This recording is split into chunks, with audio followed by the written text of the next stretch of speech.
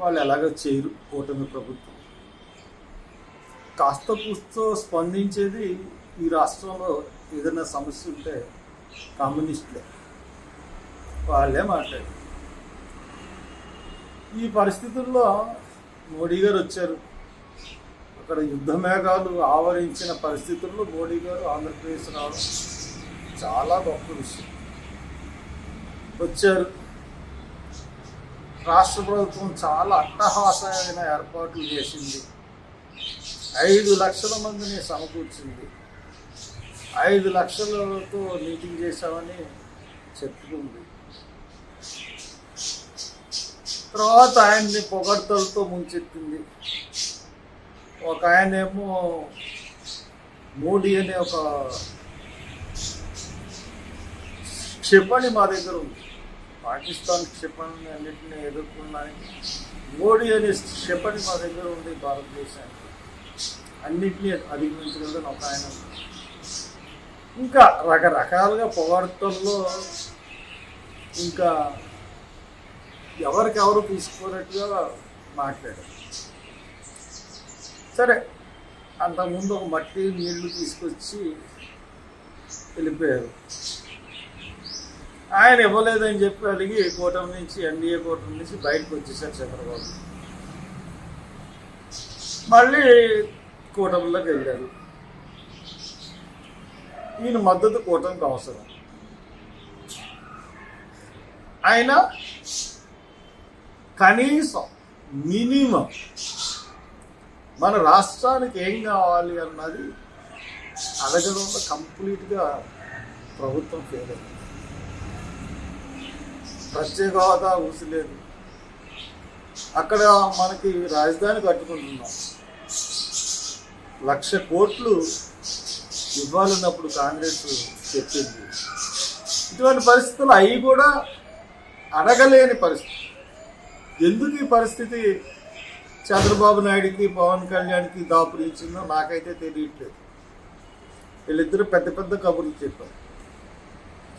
రాష్ట్ర ప్రయోజనాల దృష్టి వచ్చేటప్పటికల్లా అసలు మాట్లాడలేదు, ఏమీ చేయలేదు. ఆయన వచ్చాడు, సంపూర్ణ సహకారం. ఏంటి సంపూర్ణ సహకారం అంటే? ఆయనకి ఆంధ్రప్రదేశ్, మోడీ గారికి ఆంధ్రప్రదేశ్ అంటే చాలా చిన్న చిన్న, అసలు మన మనుషులు అనుకుంటున్నాడో ఏంటో తెలియదు. విభజన హామీలు ఏమీ నెరవేర్చలేదు. మరి 5 లక్షల ప్రజలను ఇబ్బంది పెట్టి ఎండలో తీసుకెళ్ళి చూపించిన ఈ ప్రభుత్వం, రాష్ట్ర ప్రభుత్వం ఏం సాధించిందంటే ఏమి సాధించింది. చాలా బాధపడుతున్నాం రాష్ట్ర ప్రజలు.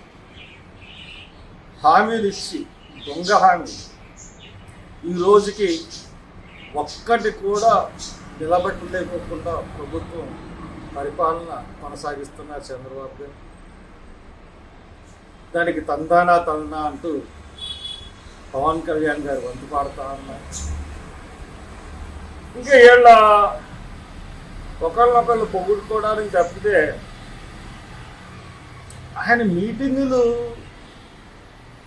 అసలు అరచేతిలో స్వర్గాన్ని చూపెడుతున్నట్టుగా ఉంటున్నాయి చంద్రబాబు నాయుడు గారు. Long speeches. మరి చేతస్థం ఎక్కువైపోయిందో ముసలాయనకి ఏంటో తెలియదు, కానీ లాంగ్ స్పీచ్లు మాట్లాడుతున్నాడు తప్పితే విషయం ఉండట్లేదు. P4కి ఏదో చెప్పారు. గొప్పోళ్ళు పేదోళ్ళకి ఎందుకు ఇస్తారు? చట్టం ఉందా? చట్టం లేదు. ఎవరిస్తారు? ఇవన్నీ మనం చూసుకున్నట్లయితే ఏమీ ఆయన సంపద సృష్టించలేడు, చేతులు ఎత్తేసాడు. ఈ రోజున కరెంటు జగన్ కొన్నది చాలా ఎక్కువని ఈ రోజున దానికి డబల్ రేట్తో కరెంటు కొనే పరిస్థితి ఈ రోజున దాపురించింది రాష్ట్రం. కొన్ని పత్రికలు ఉన్నాయి, వాళ్ళు జగన్ ఉన్నప్పుడు ప్రభుత్వం యొక్క తప్పిదాలన్నింటినీ బయట పెట్టేవారు ఛానల్స్. ఇప్పుడు అసలు ఏమీ బయట పెట్టరు. అసలు ఆ ప్రభుత్వం అద్భుతంగా ఉంది. ఏం అద్భుతం! ఎంత దారుణంగా ఉంది. ఈ రోజుకి ఎప్పుడు ఆగిపోతుందో తెలియదు. ఏది ఆరోగ్యశ్రీ ఫీజు రియంబర్స్మెంట్ అంతకుముందు చంద్రబాబు నాయుడు 2019లో దిగిపోయిన బాకీలు అప్పుడు మోహన్ బాబు గారు స్ట్రైక్ చేశారు. కేసు నడుస్తూ ఉంది, ధర్నా చేస్తే ఆ కేసు నడుస్తుంది, కానీ ఆ బాకీలు ఈ రోజుకి కూడా తీర్చలేదు చంద్రబాబు నాయుడు.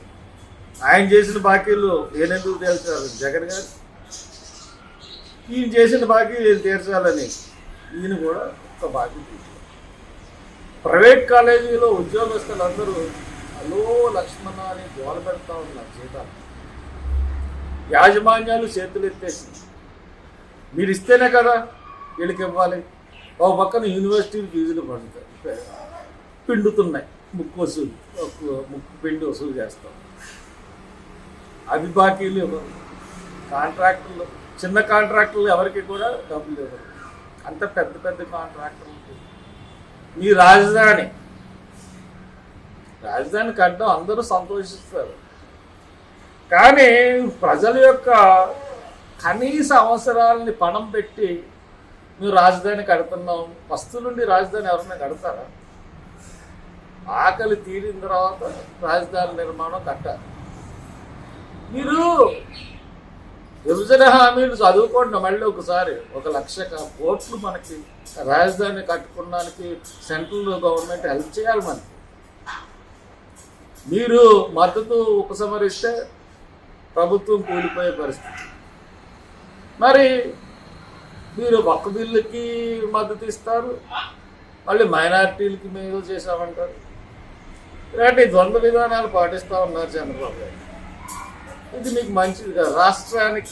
రాష్ట్ర ప్రయోజనాల దృష్ట్యా మీరు చేస్తున్న ఈ దొంగ పనులు కట్టిపెట్టండి. ఈ దొంగ హామీలలో ఇచ్చి కంప్లీట్గా ఫెయిల్ అయ్యారు మీరు. అన్ని యొక్క హామీ కూడా మొత్తం హామీల్లో మీరు ఇచ్చింది ఏంటంటే ఒక సిలిండర్ ఇచ్చారు. మత్స్యకారులకి 20,000 ఎంతవరకు ఇచ్చారో అన్నది గ్రౌండ్ లెవెల్కి వెళ్తే కానీ తెలియదు. ఇచ్చామని చెప్తున్నారు. ఇంతకుముందు కూడా మీరు నిరుద్యోగులకు భృతి ఇచ్చామని అసెంబ్లీలో ప్రకటించారు. అది ఇచ్చారో తర్వాత చూస్తే ఒకరికి అందలేదు. అలాగే మత్స్యకారులకి ప్రోగ్రాం చేశారు, కానీ కింద స్థాయిలో అమలైందో లేదో కూడా తెలియదు. ఇంత ఇదిగా ఫెయిల్ అవుతూ ఉన్నారు.